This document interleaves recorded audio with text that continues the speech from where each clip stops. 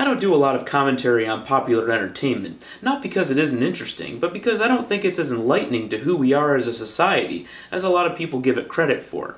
For every Miley Cyrus or Justin Bieber fan, there are 10 people who just laugh at the spectacle. This hardly qualifies as a societal problem, and I've never heard so many young adults sound like 80-somethings when they complain about what is popular among middle schoolers.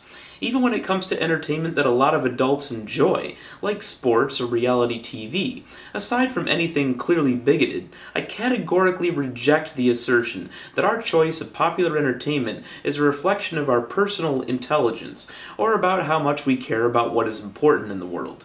With that in mind, I have some personal opinions on reality TV, one of the most discussed forms of entertainment these days. I think reality TV can be classified like in Dante's Inferno. The first circle of reality TV hell contains shows that are actually mildly educational sometimes. I'm not kidding myself into thinking that there's any reality show that's like Sesame Street for adults, but if I'm legitimately learning something about history or science, even a few times in a half-hour episode, I'd put it in this category. One such show that I actually enjoy is Pawn Stars. It's about a family-run pawn shop in Las Vegas. They have all kinds of items brought in for sale that are linked to some historical event or time period, and I've actually learned a fair number of tidbits from it over the years. Old military hardware, games, toys, and scientific instruments are all explained. Plus, I find the business and negotiation aspect of it pretty fascinating, from a psychological perspective.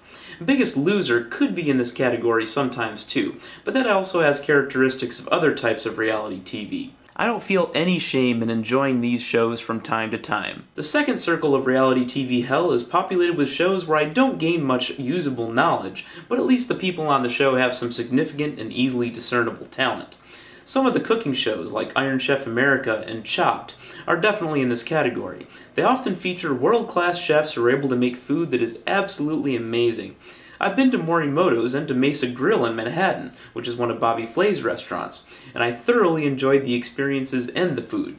Even a show like Project Runway, which Mrs. Zaunstar enjoys more than I do, at least has people who have some talent, even if it's not a talent that interests me much. The show America's Got Talent even has some acts that I never even knew existed, plus Howard Stern is hilarious, and he's one of the judges on the show, so I enjoy that.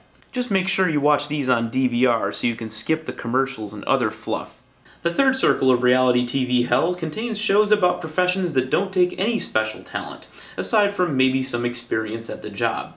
Axemen is about logging, Ice Road Truckers is about driving 18-wheelers across ice as part of their job, which is interesting for about 18 minutes.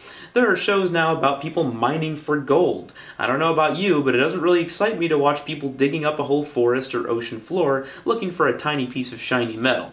This is also the group of shows where you start to see the drama that is purposely injected into the storylines being just as important as whatever else is actually happening. I can't justify giving any of these shows much of my time. The fourth circle of reality TV gets even more sketchy. This is where the various Real Housewives shows belong, which tend to be mostly about personal drama as far as I can tell, and I suspect a lot of it is scripted, in which case, how is it even reality TV?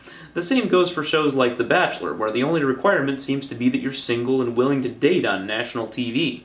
It's even worse if you're a washed-up 80s rocker or some other type of B-list celebrity.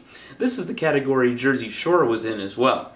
I can't imagine anyone being interested in any of those people who are basically famous because they're somehow famous, but I guess we all have our hobbies. You couldn't even pay me to be interested in the Kardashians. The fifth and darkest, hottest circle of reality TV hell is reserved for every reality TV show that is based on outright deception and pseudoscience.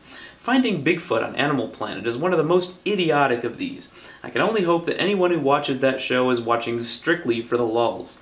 The same goes for Ghost Adventures, who clearly fabricates their supposedly supernatural footage. I love travel, and the Travel Channel should be ashamed to show such total nonsense on their channel. It's almost as sad as the History Channel's Ancient Aliens, but not quite as sad as the snobbery I hear from people who think they're better than you because they watch no TV at all. So hey, enjoy what you like. What's your guilty TV pleasure?